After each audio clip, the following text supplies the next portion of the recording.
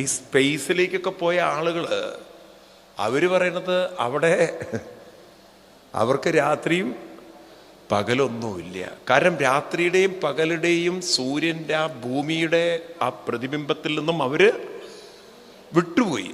അപ്പൊ ഇനി അവർക്ക് രാത്രിയും പകലും ബാധകമല്ല.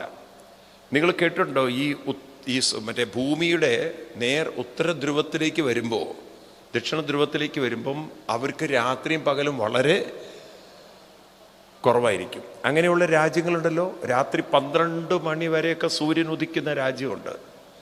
കേട്ടിട്ടുണ്ടോ അങ്ങനെയുള്ള രാജ്യം? 12 മണി വരെ സൂര്യൻ ഇരിക്കുന്ന രാജ്യം. ആലോചിച്ച് നോക്കൂ നിങ്ങൾ. അത് കഴിഞ്ഞാൽ ഒരു 2-3 മണിയാകുമ്പോഴേക്കും സൂര്യൻ വന്നു. 1 മണിക്കൂറോ 2 മണിക്കൂറോ ഗ്യാപ്പുള്ളൂ അവർക്ക്. അല്ലാത്ത സമയത്തൊക്കെ അവർക്ക് സൂര്യനാണ്. എന്തൊരവസ്ഥയാണ് നോക്കൂ നിങ്ങൾ. കാരണം ഭൂമിയുടെ നേരെ ഉത്തരഖണ്ഡത്തിലേക്ക് ഇതിലേക്ക് വരുമ്പോൾ ഈ സൂര്യൻ മറയുമ്പോഴും ഭൂമി മറയുമ്പോഴും അതവരെ കാര്യമായി ബാധിക്കുന്നില്ല. അപ്പം നമുക്കൊക്കെ ഈ രാത്രിയും പകലും അനുഭവപ്പെടുന്നതിന് കാരണം സൂര്യൻ്റെ എന്താ പറയുക, കറക്കത്തിൽ, ഭൂമിയുടെ കറക്കത്തിൽ ഒരു ഭാഗം പ്രകാശമുള്ളതും ഒരു ഭാഗം ഇരുട്ടുള്ളതായും തോന്നുകയാണ്. ഇങ്ങനെ ഈ പ്രപഞ്ചം എന്ന് പറയുന്നത്, ഇപ്പൊ സൂര്യൻ പ്രകാശിക്കുമ്പോൾ മറ്റ് നക്ഷത്രങ്ങളുടെയും ചന്ദ്രൻ്റെയും വെളിച്ചത്തിൻ്റെ പ്രഭാവം കുറയുന്ന പോലെ ഇവിടെ ഇനി അടുത്തത് പറയുന്നത് പക്ഷീഗണം ഗരുഡനെ കണ്ടു കൈ തൊഴുതു. പക്ഷീഗണം ഗരുഡനെ കണ്ടു കൈ തൊഴുതു. ഗരുഡൻ പക്ഷികളുടെയൊക്കെ രാജാവാണ്. ഏറ്റവും കൂടുതൽ ഉയരത്തിൽ പറക്കാൻ സാധിക്കുന്ന പക്ഷി, കൂടുതൽ കരുത്തനായ പക്ഷികളുടെ ഇടയിൽ വെച്ച് ഗരുഡനാണ്. അതുകൊണ്ടായിരിക്കും പക്ഷികളുടെ രാജാവായിട്ടാണ് ആരെ വെച്ചിരിക്കുന്നത്? ഗരുഡനെ വെച്ചിരിക്കുന്നത്. ഈ കാര്യം എന്തിനാണ് ഇവിടെ പറഞ്ഞിരിക്കുന്നത് ചോദിച്ചു കഴിഞ്ഞാൽ, നമ്മുടെ ഋഷിവര്യന്മാര് പക്ഷികൾ എന്നത് ഓർമ്മിപ്പിക്കുന്നത് പ്രാണനെയാണ്. ഗരുഡൻ എന്നത് സൂചിപ്പിക്കുന്നത് മനസ്സിനെയാണ്. മനസ്സും പ്രാണനും ചേർന്ന ആ ഒരു സംഘാതത്തെയാണ് പക്ഷികളെന്നും ഗരുഡനെന്നും പറയുന്നത്. മനസ്സിലായില്ല? ഈ ശരീരത്തിലുള്ള പ്രാണൻ, നമ്മുടെ ശരീരത്തിൽ 10 പ്രാണന്മാർ പ്രവർത്തിക്കുന്നു. നിങ്ങൾ ഈ അമ്പലങ്ങളിലൊക്കെ നേദ്യമൊക്കെ കഴിക്കുന്ന സമയത്ത് പ്രാണായ സ്വാഹ, ബാനായ സ്വാ, വ്യാനായ സ്വാ, സമാനായ സ്വാ, ബ്രഹ്മണി സ്വാഹ എന്നൊക്കെ. ഇതുപോലെ നമ്മുടെ ശരീരത്തിലെ ചലനങ്ങൾ ഉണ്ടാക്കുന്നത് മുഴുവൻ പ്രാണനാണ്. ഇന്നത്തെ മോഡേൺ സയൻസും സ്പിരിച്വാലിറ്റിയും ഒന്ന് ഘടിപ്പിച്ച് ഒരു റിസർച്ച് നടത്താൻ പറ്റിയാൽ ഐൻസ്റ്റീൻ പറയുന്ന ഊർജത്തിൻ്റെ ചലനം നമ്മുടെ ഋഷിവര്യന്മാർ പറയുന്ന പ്രാണസ്പന്ദനമാണ്. പ്രാണസ്പന്ദനവും മനസ്സും കൂടി ചേർന്നിരിക്കുന്ന സംഘാതത്തെയാണ് നമ്മൾ ജീവൻ എന്നെപ്പോഴും വിളിക്കാറ്. അതുകൊണ്ടാണ് എപ്പോഴൊക്കെ നമുക്ക് ശരീരത്തിൽ വിശപ്പ്, വേദന ഇതൊക്കെ വരുന്നോ, നമ്മൾ പറയുന്ന ഭാഷ എൻ്റെ പ്രാണൻ പോകുന്നു എന്നാണ്, എനിക്ക് പ്രാണസങ്കടം വരുന്നു എന്നാണ്. ഈ മനസ്സും പ്രാണനും എന്ന് പറയുന്നത് ഒരു പക്ഷിയുടെ 2 ചിറകാണെന്ന് രമണ മഹർഷി അദ്ദേഹത്തിൻ്റെ ഉപദേശസാരത്തിലും പറയും. അദ്ദേഹം പറയും ജ്വാലപക്ഷിവത് പ്രാണരോധനെന്ന്. ജ്വാലപക്ഷിവത് എന്ന് പറഞ്ഞാൽ ഒരു കൂട്ടിലിട്ടിരിക്കുന്ന പക്ഷി പോലെയാണ്. അപ്പം നമ്മുടെ ഋഷിവര്യന്മാർക്ക് ഇത് മനസ്സിലായി. പ്രാണനും മനസ്സും എന്ന് പറയുന്നത്, ചിന്തകളെന്ന് പറയുന്നത് ഒരു സംഘാതമാണ്. അതുകൊണ്ട് പ്രാണനെ പിടിച്ചാൽ മനസ്സിനെ പിടിക്കാം, മനസ്സിനെ പിടിച്ചാൽ പ്രാണനെ പിടിക്കാം. അപ്പം എന്താ ഈ പ്രാണനെ പിടിക്കുക എന്ന് പറഞ്ഞാൽ, പ്രാണൻ നമ്മുടെ ശരീരത്തിൽ ഹയർ ലെവലിലും ലോ ലെവലിലും കിടക്കുകയാണ്. അപ്പം ഈ ഹയർ ലെവലിലേക്ക് പ്രാണൻ വരുമ്പോഴാണ് ഒരാളിൽ ഊർജം, ഉത്സാഹം, ഉന്മേഷം ഒക്കെ കൂടുന്നത്. പ്രാണൻ അതിൻ്റെ ലോവർ ലെവലിൽ കിടക്കുമ്പോഴാണ് ആലസ്യം, അസ്വസ്ഥത, അതുപോലെ വെറും ഭോഗതൃഷ്ണയൊക്കെ തോന്നും. അപ്പം ഈ മനുഷ്യൻ്റെ ഉള്ളിൽ 3 തരം വാസനകളുണ്ട്. ഒന്നാമത്തെ വാസനയെ നമ്മൾ പറയും ഭോഗവാസന. എന്താണ് ഭോഗം? ഭോഗം ചെയ്യുക എന്ന് പറഞ്ഞാൽ ഇവിടെ അർത്ഥം ഈ വേണ്ടാത്ത ശബ്ദത്തിലല്ല അർത്ഥെടുക്കുന്നത്. ഇവിടെ ഭോഗവാസന എന്ന് പറഞ്ഞാൽ ഇന്ദ്രിയങ്ങളെ തൃപ്തിപ്പെടുത്തുന്ന ലോകത്തിൽ മാത്രം ജീവിക്കുക.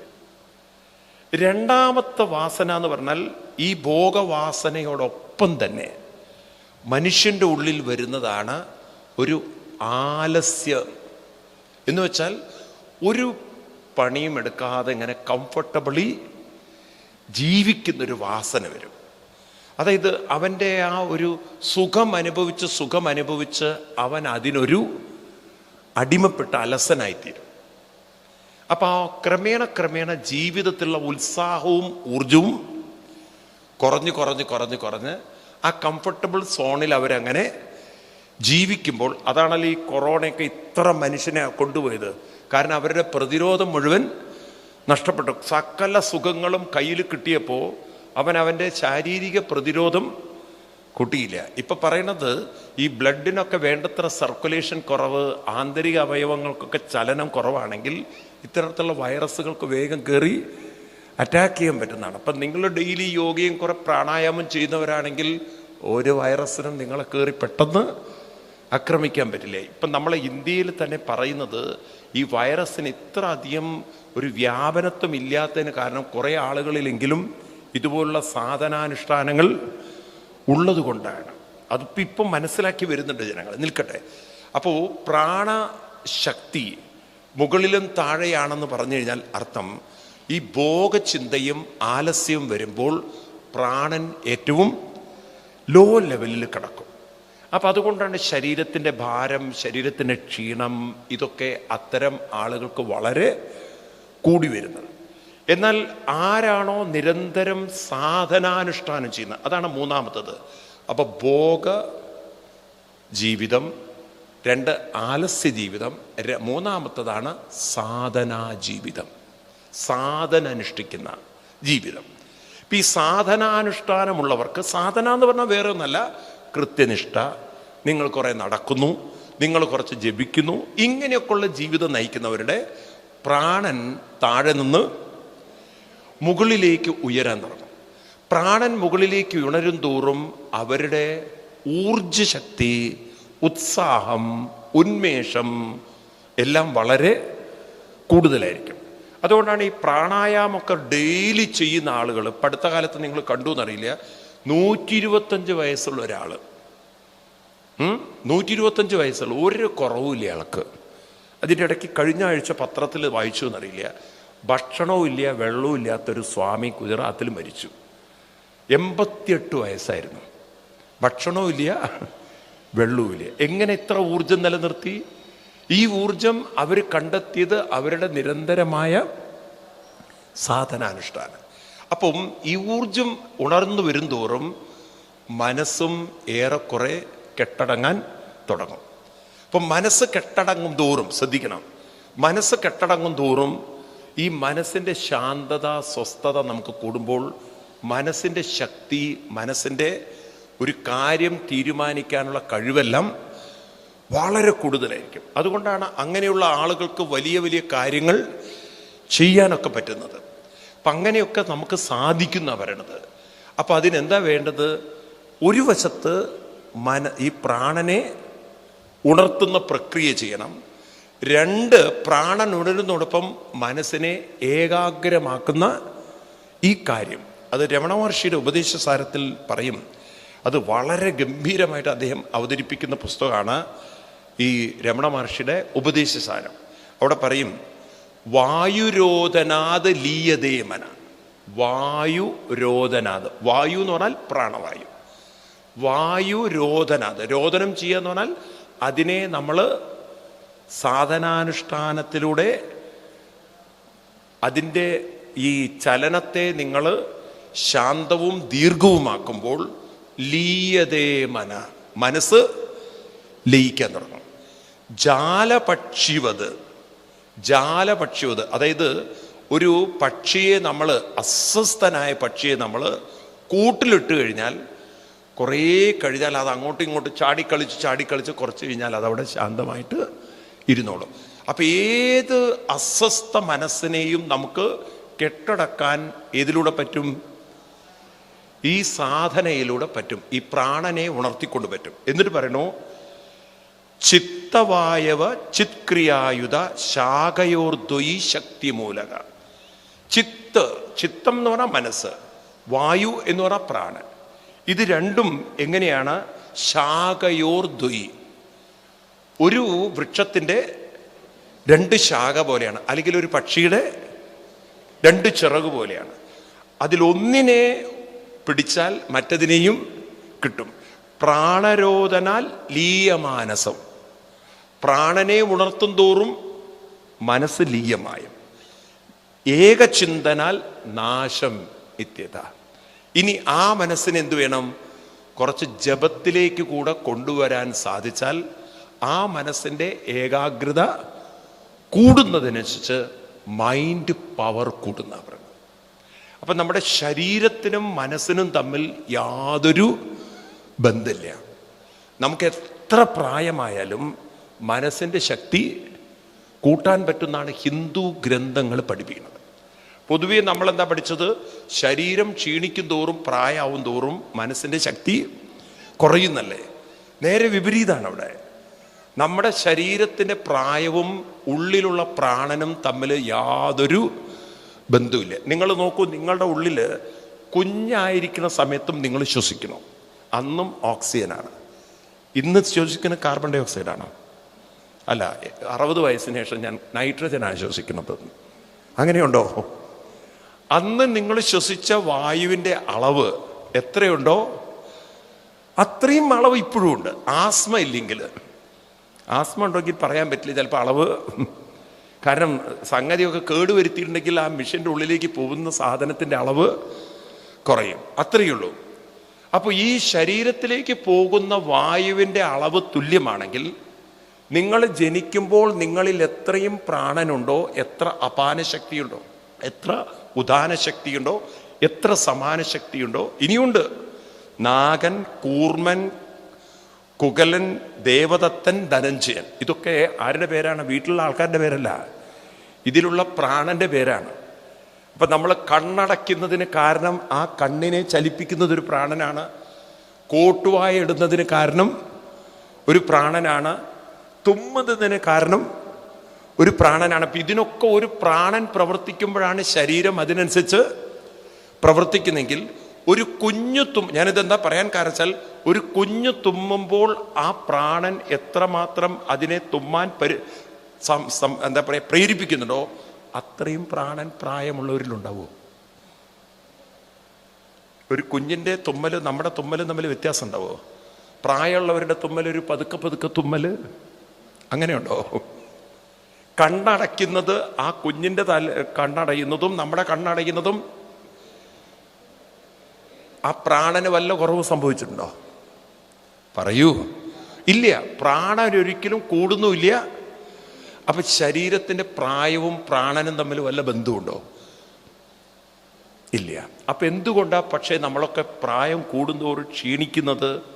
ആ പ്രാണനെ നമ്മൾ ഉണർത്തന്നെ വേണം. അതെന്തുകൊണ്ടാണ് ഉയർത്തണം എന്ന് പറയുന്നത്? പ്രായം കൂടുന്തോറും നമ്മളിലെ മുകളിലേക്കുള്ള പ്രാണശക്തിയുടെ ഗതിയേക്കാൾ കൂടുതൽ താഴോട്ടുള്ള ഗതിയാണ്. അതുകൊണ്ടാണ് അധോഗതി എന്ന് പറയുന്നത്. അത് ഈ കഴിക്കുക കിടക്കുക ഇതൊക്കെ ആകുമ്പോൾ പിന്നെ വേണ്ടാത്ത ചിന്തയും കൂടി ആയി കഴിഞ്ഞാൽ ഈ പ്രാണന്റെ ചലനം മുഴുവൻ കൂടുതൽ താഴോട്ട് വന്നു. അപ്പം അതിൽ വേണ്ടാത്ത ചിന്തകൾക്കും നല്ലൊരു പങ്കുണ്ട്. കാരണം നിങ്ങൾ വേണ്ടാത്ത ചിന്തിക്കും തോറും നിങ്ങളുടെ ഊർജം മുഴുവൻ താഴോട്ടാണ് പോകുന്നത്. അപ്പം അതുകൊണ്ട് എന്ത് വേണം? 2 കാര്യങ്ങൾ നേരെയാക്കാൻ മതി. ഒന്ന്, പ്രാണഗതി ഉണർത്തണം. കൊച്ചു കുട്ടികൾക്ക് നല്ല ഉത്സാഹവും ഉണർവും ഉന്മേഷവും തോന്നുന്നതിന് കാരണം പ്രാണൻ കൂടുതൽ എവിടെയിരിക്കണം? പ്രാണശക്തി കൂടുതൽ താഴോട്ടാണോ മേലോട്ടാണോ? മേലോട്ടാണ്. അപ്പം അവരുടെ തലച്ചോറിൽ സ്പന്ദിക്കുന്ന പ്രാണൻ കൂടുതലാണ്, അല്ലേ? എന്നാൽ പ്രായമുള്ളവർ എന്നെക്കൊണ്ട് നടക്കാൻ വയ്യ, എന്നെക്കൊണ്ട് നടക്കാൻ വയ്യ, എനിക്കിതൊന്നും വയ്യ. അപ്പം എവിടെയാണ് സാധനം? താഴെയാണ്. അത് ആരാക്കിയതാ? ദൈവം വലിച്ചിട്ടതാണോ? നമ്മുടെ കയ്യിലിരിപ്പുണ്ടാണത്. അപ്പം ഇനി എന്ത് വേണം? ഈ താഴെ ഇരിക്കുന്ന പ്രാണന്റെ ശക്തി സാധന ചെയ്ത് അതിനെ മുകളിലേക്ക് പതുക്കെ പതുക്കെ ഒറ്റയടിക്ക് കൊണ്ടുപോയാൽ പിന്നെ ശരിയായി. അതിനെ ഘട്ടം ഘട്ടമായി നമ്മൾ ഉണർത്തുമ്പോൾ പ്രാണശക്തി ഉണരുന്നതിനനുസരിച്ച് മനസ്സിൻ്റെ ശക്തിയും കൂടണം. അപ്പം മനസ്സിൻ്റെ ശക്തി കൂടുമ്പോൾ ആ മനസ്സിൻ്റെ ശക്തി കൂട്ടാൻ അതിനടുത്തൊരു പ്രക്രിയയാണ് ഒരു മന്ത്രത്തിൽ അതിനെ ഏകാഗ്രമാക്കുമ്പോൾ പലതിലേക്ക് പോകുമ്പോൾ അതിൻ്റെ എനർജി ഡിസിപ്പീറ്റ് ചെയ്യുമ്പോൾ അതിനെ ഒരു കാര്യത്തിൽ ഫിക്സ് ചെയ്യുന്ന സമയത്ത് അതിൻ്റെ ഊർജ്ജശക്തി കൂടുന്നു. ഇത്രയുള്ള കാര്യം. ഇതൊക്കെ സയൻസാണ്. ഒരു ലങ്സിലൂടെ സൂര്യകിരണം നമ്മൾ കടത്തിവിടുമ്പോൾ പല കിരണങ്ങൾ കോൺസെൻട്രേറ്റ് ചെയ്ത് അത് ഒരു സിംഗിൾ ബീമാകുമ്പോൾ നമുക്കൊരു കോട്ടണിലേക്ക് കടത്തിവിട്ടാൽ ആ കോട്ടൺ പോലും കത്തിക്കാം. സൂര്യൻ്റെ റിഫ്ലക്ഷൻ ഒരു കണ്ണാടിയിലേക്ക് കൊണ്ടുവന്ന് വല്ലവൻ്റെ മുഖത്തേക്ക് ദൂരെ നിന്ന് അടിച്ചാൽ ആ മുഖത്ത് നല്ല പ്രകാശം തോന്നും. പക്ഷെ ദൂരെ നിന്ന് അടിക്കാൻ പാടുള്ളൂ. കാരണം അടുത്തുനിന്നാണ് അടിക്കുന്നതെങ്കിൽ പണി മനസ്സിലാവും. അപ്പം എന്നതുപോലെ നമ്മളിങ്ങനെ സൂര്യൻ്റെ റിഫ്ലക്ഷൻ ചുമരിലേക്കൊക്കെ കാണിക്കുമ്പോൾ അവിടെ ആ പ്രകാശത്തിൻ്റെ തീവ്രത കൂടുന്ന പോലെ ഈ മനസ്സിനെയും ഒരു നാമത്തിലേക്ക് കടത്തിവിടുമ്പോൾ പല ചിന്തകളായി നിന്ന മനസ്സ് അത് ഒരു ചിന്തയിലേക്ക് വരുമ്പോൾ അതിൻ്റെ ശക്തി കൂടി വരണം. ഇത്രയുള്ളൂ കാര്യം. അപ്പം അതിന് നമ്മൾ നിരന്തരമായൊരു പരിശ്രമം ചെയ്യുമ്പോൾ ക്രമേണ ക്രമേണ മനസ്സിൻ്റെ ശക്തി, മനസ്സിൻ്റെ പവറ് കൂടി വരുന്നതിൻ്റെ പേരാണ് ഗരുഡൻ. ഗരുഡൻ മനസ്സിൻ്റെ പ്രതീകമാണ്. പക്ഷികൾ പ്രാണന്റെ പ്രതീകമാണ്. അപ്പം ആദ്യം പ്രാണനെ ഉണർത്തിക്കൊണ്ട് മനസ്സിനെ ഉയർത്താം, അല്ലെങ്കിൽ മനസ്സിനെ ഉയർത്തിക്കൊണ്ടും പ്രാണനെ, എങ്ങനെയായാലും കുഴപ്പമില്ല. ഇത് രണ്ടും നമ്മുടെ ശരീരത്തിൽ മരിക്കുന്നത് വരെ വേണം. ആര്?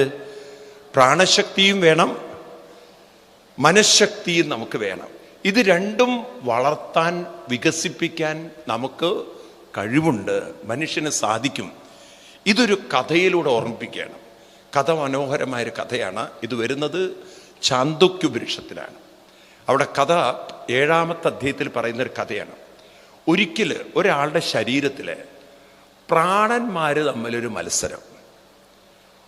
ഓരോരുത്തരുടെ വിചാരം ഞാനുള്ളതുകൊണ്ടാണ് ഈ മനുഷ്യൻ നടക്കുന്നത് എന്നാണ്. അപ്പോൾ ആദ്യം ഒരുത്തൻ പറഞ്ഞു, ഈ കാലിനെയൊക്കെ ചലിപ്പിക്കുന്ന പ്രാണൻ. അപ്പം ഇവൻ പറഞ്ഞു, ഞാനുള്ളത് കൊണ്ടല്ലേ, ഈ കാല് ചലിക്കുന്നതുകൊണ്ടല്ലേ ഇവൻ വല്ലതും എടുക്കുന്നതും കഴിക്കുന്നതൊക്കെ. കാലില്ലെങ്കിൽ ഇവൻ ജീവിക്കുമോ?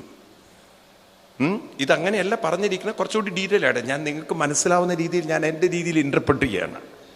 അപ്പം കാലിൽ കടന്ന പ്രാണൻ പറഞ്ഞു, നിങ്ങളെയൊക്കെ ഒരു പാഠം ഞാൻ പഠിപ്പിച്ചു തരാം. എന്ന് വെച്ചാൽ ഞാനില്ലെങ്കിൽ നിങ്ങളൊക്കെ എങ്ങനെ കഴിഞ്ഞു പോകുന്നു. പ്രാണൻ പോയി. ഏത് പ്രാണൻ? കാലിലിരുന്നാണ്. കുറച്ച് ദിവസം കാണാൻ തിരിച്ചു വന്നപ്പോണ്ട് സൈക്കിളിൻ്റെ മുഴുവൻ പോകണം. അവനെ തള്ളാൻ ഒരാളും, അവൻ കാലില്ലാതിരുന്നിട്ടും അവന് പല ആനുകൂല്യങ്ങളും കിട്ടണു. പണ്ട് കാലുള്ള സമയത്ത് കിട്ടാത്ത ആനുകൂല്യങ്ങളൊക്കെ കിട്ടുന്നുണ്ട്. എന്തുമാത്രമല്ല കുറച്ചുകൂടി ആൾക്കാരൊക്കെ ദയ കാണിക്കുന്നു. അപ്പം ഇവൻ മനസ്സിലാക്കി, അയ്യോ ഞാനില്ലെങ്കിൽ ഇവൻ എന്നേക്കാളും ആനന്ദത്തിൽ ജീവിക്കുന്നു, പരമാനന്ദത്തിൽ ജീവിക്കുന്നു. അതുകൊണ്ട് ഞാൻ എത്രയും വേഗം. അപ്പം എല്ലാവരും കളിയാക്കി, എടോ താനില്ലെങ്കിലും ജീവിക്കില്ലേ എന്ന്. അപ്പം കൈയുടെ പ്രാണൻ പറഞ്ഞു, ഞാനുള്ളത് കൊണ്ടല്ലേ ഉരുട്ടി അകത്ത് പോകുന്നത്, അതുകൊണ്ടല്ലേ ജീവിക്കണം. അവൻ പോയി നോക്കുമ്പോഴോ ഇവന് കുറേ ആനുകൂല്യങ്ങൾ കിട്ടി. ഇവൻ്റെ ആനുകൂല്യങ്ങൾ പറ്റാൻ വേണ്ടിയിട്ട് വേറെ ചിലവന് ഉരുട്ടി കൊടുക്കാൻ തുടങ്ങി. അങ്ങനെ അതൊരു ഭാഗത്ത്. പിന്നെ വലിയ ഇപ്പം കമ്പ്യൂട്ടറൈസ്ഡ് വേൾഡാണ്, ടെക്നോളജിയുടെ വേൾഡാണ്. കയ്യിലെ റൊബോട്ടിക് കൈയൊക്കെ വെച്ചിട്ട് അവൻ കൈ വെച്ചിട്ട് കണ്ടു കഴിഞ്ഞാൽ നല്ല ഉത്തമ മനുഷ്യനെ പോലെ അവൻ ജീവിക്കാൻ തുടങ്ങി. അപ്പം ആ പ്രാണൻ പറഞ്ഞു, ഞാൻ വിചാരിച്ചില്ല ഇത്രത്തോളമൊക്കെ ഇവൻ കടന്നു പോകുമെന്നുള്ളത് വിചാരിച്ചില്ല, ഇത്ര ഡെവലപ്മെൻറ്റ് വരും വിചാരിച്ചില്ല. ഇങ്ങനെ ഓരോ പ്രാണന്മാരും കണ്ണുപോയി നോക്കി ഒരു കുഴപ്പമില്ല, തപ്പി കാര്യം നടത്തുന്നുണ്ട്. കാത് പോയി നോക്കി മിഷൻ കയറി വന്നിരിക്കണം അതിൻ്റെ മുകളിൽ. ഇങ്ങനെ എന്തു പോയിട്ടുണ്ടോ അതിനൊക്കെ എന്തെങ്കിലും ഉപകരണങ്ങളും സൗകര്യങ്ങളൊക്കെ വന്ന് ഇവരില്ലെങ്കിലും ഈ ശരീരം നിലനിൽക്കുന്നു മനസ്സിലായി. അപ്പോഴാണ് ഈ പ്രാണൻ, പ്രധാന പ്രാണൻ, അത് മനസ്സിനോടുകൂടി ചേർന്ന് ഈ ശരീരത്തിൽ നിന്നും പോകുമ്പോഴാണ് മനസ്സിലായത് ഇവൻ പോയാൽ സർവവും പോയി. പിന്നെ അവരെല്ലാവരും കൂടെ വന്ന് ആ മുഖ്യപ്രാണനെ അല്ലെങ്കിൽ ആ മനസ്സിനെ സ്തുതിക്കുന്ന സ്തുതി എന്ന് പറയുകയാണ്. ഇതുപോലെയാണ് പക്ഷീഗണം കരുടനെ കണ്ടു കൈതൊഴുതു. അപ്പോൾ നമ്മളെയൊക്കെ നിലനിർത്തുന്ന ഒരു പ്രധാന രണ്ട് ശക്തികളാണ് പ്രാണശക്തിയും മനഃശക്തിയും. ഇതിനെ വേണമെങ്കിൽ നമുക്ക് മാറ്റിമറയ്ക്കാൻ സാധിക്കും. നമ്മളെ എന്താ പറയുക, വെറും ദൗർബല്യത്തിലേക്ക് കൊണ്ടുപോയി ദുർബലനായിട്ടും ജീവിക്കാം. കുറേ സാധനയൊക്കെ ചെയ്ത് മനസ്സിനെ ഉണർത്തി മനസ്സിൻ്റെ ശക്തിയും പ്രാണശക്തിയും കൂട്ടിക്കൊണ്ട് പ്രായം അലട്ടാത്തൊരു ജീവിതത്തിലേക്കും നമ്മളെ കൊണ്ടുപോകാം. അപ്പം അതിനാണ് നമ്മൾ ഇതെല്ലാം കേൾക്കുന്നത്. അപ്പം ഈ ഹിന്ദു ഗ്രന്ഥങ്ങളൊക്കെ പഠിക്കുമ്പോൾ ഒരു പ്രത്യേകത എന്ന് വെച്ചാൽ ഇതൊന്നും ഒരു ഇൻഫോർമേഷൻ അല്ല, ഇതെല്ലാം നമുക്ക് പ്രാവർത്തികമാക്കാൻ പറ്റുന്ന, പരിശോധിച്ച് നോക്കാൻ പറ്റുന്ന, അല്ലെങ്കിൽ പരിശീലിച്ച് നോക്കാൻ പറ്റുന്ന ടെക്നിക്കുകളാണ്. അപ്പം നമ്മളിത് വെറുതെ കേട്ടാൽ മാത്രം പോരാ, നമ്മൾ എന്ത് ചെയ്യണം? കുറെ ജപിച്ചും പ്രാണായാമാദികളൊക്കെ ചെയ്തും. ശങ്കരാചാര്യസ്വാമികളുടെ വളരെ ഒരു ഗംഭീരമായ സ്റ്റേറ്റ്മെൻ്റാണ് ഭജഗോവിന്ദത്തിൽ. പ്രാണായാമം പ്രത്യാഹാരം നിത്യാനിത്യവിവേക വിചാരം ജാപ്യസമേതം സമതിവിതാനം കുർവവദാനം മഹദവദാനം ഭജഗോവിന്ദം ഭജഗോവിന്ദം ഗോവിന്ദം ഭജ മുടമതേ. പ്രാണായാമം കുറച്ചു നേരം പ്രാണായാമം പരിശീലിച്ച് ഈ താഴെ നിന്നും പ്രാണശക്തി മുകളിലേക്ക് ഉയർത്തണം. അങ്ങനെ മനസ്സിനെ ഒരു മന്ത്രത്തിലൂടെ ഏകാഗ്രമാക്കണം. ഓങ്കാരം ജപിച്ച് ഏകാഗ്രമാക്കണം ജാപ്യസമേതം. ഇങ്ങനെ പ്രാണശക്തിയും മനഃശക്തിയും വർദ്ധിപ്പിച്ചാൽ ഒരിക്കലും പ്രായം തട്ടാതെ ദുർബലരാവാതെ നമുക്ക് ജീവിക്കാൻ സാധിക്കും. ശരീരത്തിൻ്റെ ഊർജം മുഴുവൻ പ്രാണനിലും മനസ്സിലും ഇരിക്കുന്നു എന്നാണ്. മനസ്സ് ദുർബലമായാൽ ശരീരവും ദുർബലമാണ്. പ്രാണശക്തി കുറഞ്ഞവർക്ക് ആരോഗ്യം വളരെ കുറവായിരിക്കും. നമ്മുടെ ശരീരത്തിൻ്റെ ഭാഷ എന്ന് പറയുന്നത് മനസ്സിൻ്റെ ഭാഷയാണ്. അത് ഇന്ന് സയൻസ് പഠിച്ചുകൊണ്ടിരിക്കുകയാണ്. ഇന്ന് ജനറ്റിക് കോഡും ജീൻസൊക്കെ ഉള്ള പഠനം നടക്കുന്നുണ്ട്. അതായത് മനസ്സ് ദുർബലമായവരുടെ ശരീര അവയവങ്ങളുടെയും പ്രവർത്തനം ദുർബലമായിരിക്കുന്ന. ഇപ്പോൾ ഒരു ഹാർട്ട് പേഷ്യൻറ്റിനെ ഇന്ന് മെഡിക്കൽ സയൻസ് ഹാർട്ട് പേഷ്യൻ്റായിട്ടാണ് കാണുന്നത്. പക്ഷെ ഇയാളുടെ ഹാർട്ടിനെ വീക്കാക്കിയതിൽ ഇയാളുടെ ചിന്തകൾക്കും വലിയൊരു പങ്കുണ്ട് എന്നാണ്. അപ്പം അതുകൊണ്ടാണ് ഇന്ന് ഈ വാക്കുകളൊക്കെ ഉപയോഗിക്കുന്നത്. സ്ട്രെസ്ഫുൾ ലൈഫ്, ഓവർ ടെൻഷൻ എന്നൊക്കെ വാക്കുകൾ ഇന്ന് പറയാൻ തുടങ്ങിയത്. പണ്ട് മെഡിക്കൽ സയൻസിൽ ഇങ്ങനെ സ്ട്രെസ് എന്നും ടെൻഷൻ എന്നും നമ്മൾ കേട്ടിട്ടില്ല, ഉണ്ടോ? അപ്പോൾ അവർ സൈക്കോളജി ചേർത്ത് പറയുകയാണ്. എന്താണ്? ഓവർ ടെൻഷൻ കാരണമാണ് ഇങ്ങനെയൊരു പ്രശ്നം നിങ്ങൾക്ക് ഉണ്ടായത്.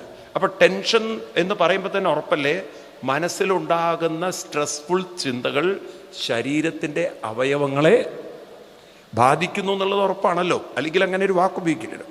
അപ്പോൾ പക്ഷെ മെഡിക്കൽ സയൻസിന് ഇപ്പോഴും എത്താൻ പറ്റാത്തൊരു പോയിന്റ്, ഈ ടെൻഷൻ സ്ട്രെസ് എന്ന് പറയുമ്പോഴും അതെങ്ങനെ ലഘൂകരിക്കാം എന്നവർക്ക് പറഞ്ഞുതരാൻ പറ്റില്ല. അപ്പോഴും അവർ ശരീരത്തെ മാത്രമേ ട്രീറ്റ് ചെയ്യുന്നുള്ളൂ.